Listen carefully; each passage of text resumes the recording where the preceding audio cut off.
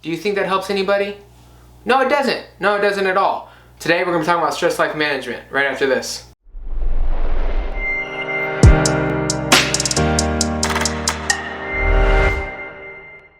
That scream was intense, wasn't it? Kind of like a pent-up stress ball. So how does that affect our metabolic fitness? Well, we're going to talk about that here in a second. Before that, please feel free to hit the notification bell and subscribe if you've enjoyed this 4-part mini-series and you want to see more of my content come out every week. Also, feel free to share this with somebody that just hasn't connected the dots yet, and through this series, you've seen those dots connected. So, stress management. Why does it matter for being metabolically fit? Like we talked about in part 2, hormones, right? If your body has a lot of stress hormones going crazy, then you're going to have a lot of sex hormones going crazy. And that's going to create an imbalance, which is going to create a lot of issues for you when it comes to being able to maintain a caloric deficit, maintain a diet, and properly lose that fat. So we have to make sure that our stress life management is under wraps. So how do we do that? 3 steps. Step 1, proper dieting. Part 1, full circle here, baby.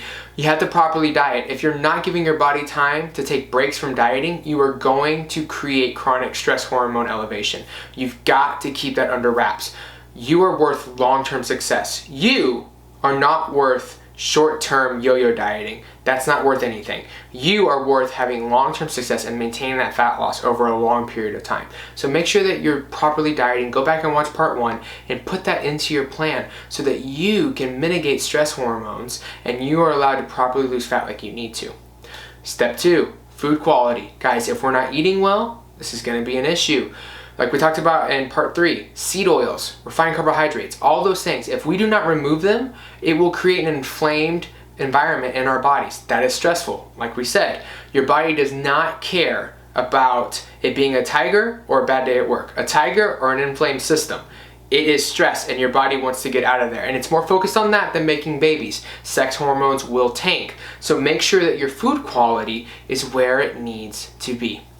Step 3, manage the stress of your everyday life. Here are a couple tips to do that. 1, go for a 10-minute walk in the morning every day. This is going to help blunt the cortisol spike from what's called the dawning effect. It's going to help shuttle glucose that's in your blood into the cells, and it's just going to get you ready and in the right mind for the day. Step 2, take time for yourself throughout the day, even if that's during your lunch break. I know you have a lot of work to do, but this is the reality. That work will be there when you get done with lunch. And it's going to be there whether you work through lunch or don't work through lunch. So take some time to yourself. You're worth taking time for yourself. Relax, do some breathing. Put yourself in what's called a parasympathetic state so that your body can kind of regulate the cortisol from the day-to-day job that you have to handle.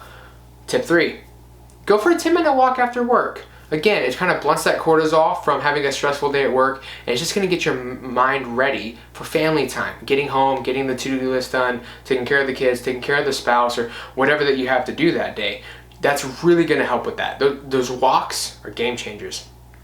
Tip 3, have a good bedtime routine. Sleep is so important for regulating cortisol and stress hormones. About 30 minutes before you go to bed, maybe turn off the phone, turn off the TV, read a book you really enjoy, take a bubble bath, do some things and get in a routine of doing those things every night.